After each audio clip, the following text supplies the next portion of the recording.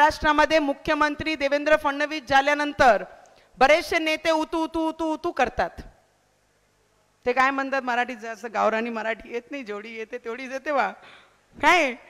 पण मला गर्व आहे की मी महाराष्ट्रामध्ये जन्माला आली आहे आणि मराठी मातृभाषा नसून सुद्धा मराठी बोलायचा अभिमान मला वाटते की प्रत्येक मंचावर जाऊन मी ज्या पद्धतीने मराठी शिकली, लोक हसायचे, पण मी मराठी बोलण्याचा प्रयत्न कधी सोडला नाही आणि शेवटच्या श्वासापर्यंत मराठीचा अभिमान राहील.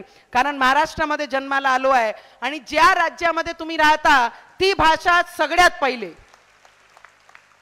ती भाषा सगळ्यात पहिले मी माझी मराठी ज्या महाराष्ट्रामध्ये जन्माला आली, ज्या जन्मभूमी आहे, जी कर्मभूमी आहे, ती मराठीला मी समोर ठेवणार आहे.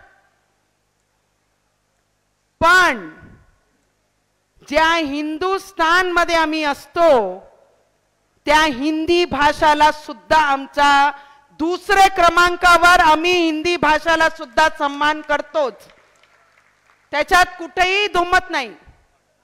आणि जे नेते आहे ना उद्धव ठाकरेजी आणि राज ठाकरेजी, जे बाहेर येऊन जे स्वतःची राजकीय पोळी शेकण्याकरिता जे देवेंद्र फडणवीसजीवर टीका करतात, त्यांचे मंत्रिमंडळावर टीका करतात, मराठी हिंदी भाषाचे मधात जे तेढ निर्माण करण्याचा प्रयत्न करतात, तिथे जेवढे विद्यार्थी आहे सगळे विद्यार्थ्यांना माझा प्रश्न आहे, तुम्ही उद्धव ठाकरेजींना आणि राज ठाकरेजींना प्रश्न विचारणार नाही काय की तुम्ही ज्या मराठी भाषाचं घेऊन तुमचे जीवनातली राजकीय पोळी शिकण्याचा प्रयत्न करताय, तुमचे जे मुलं आहे ते मराठी शाळेत शिकल्या की इंग्रजी भाषेत शिकल्या?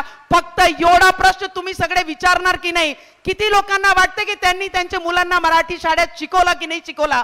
किती लोकांना वाटते की तुम्ही ते प्रश्न त्यांना विचारणार की नाही विचारणार? ज्यांनी सगळे काम करत असताना तुमचे सत्काराचा जे कार्यक्रम आपण ठेवलं,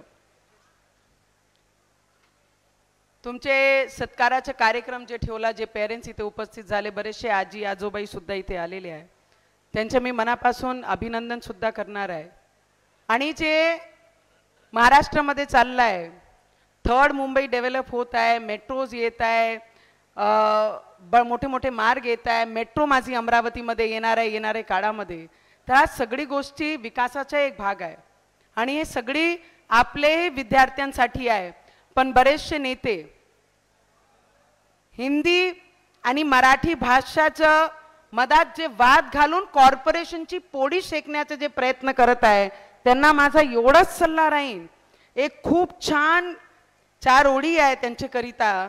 कंधों से ऊंची छाती नहीं होती, धर्म से बड़ी कोई जाति नहीं होती, दीपक ही नहीं बचा तो बाती का क्या करोगे, अगर धर्म ही नहीं बचा तो जाति का क्या करोगे.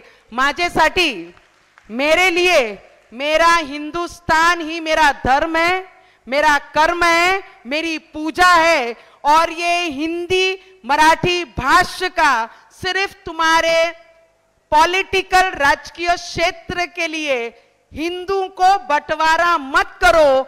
हम सब हिंदू हिंदुस्तान में रहने वाले हैं. छत्रपति शिवाजी महाराज का नारा देकर जिस महाराष्ट्र में हम रहते हैं, तर मला असं वाटते तुमचे राजकीय पोळी भाजण्याकरिता या महाराष्ट्रामध्ये जो हिंदू विचारांना घेऊन काम करत आहे त्याच्यामध्ये तेढ निर्माण करू नका. आपण सगळे एक आहोत आणि एक म्हणून आपण सगळ्यांनी काम केलं पाहिजे.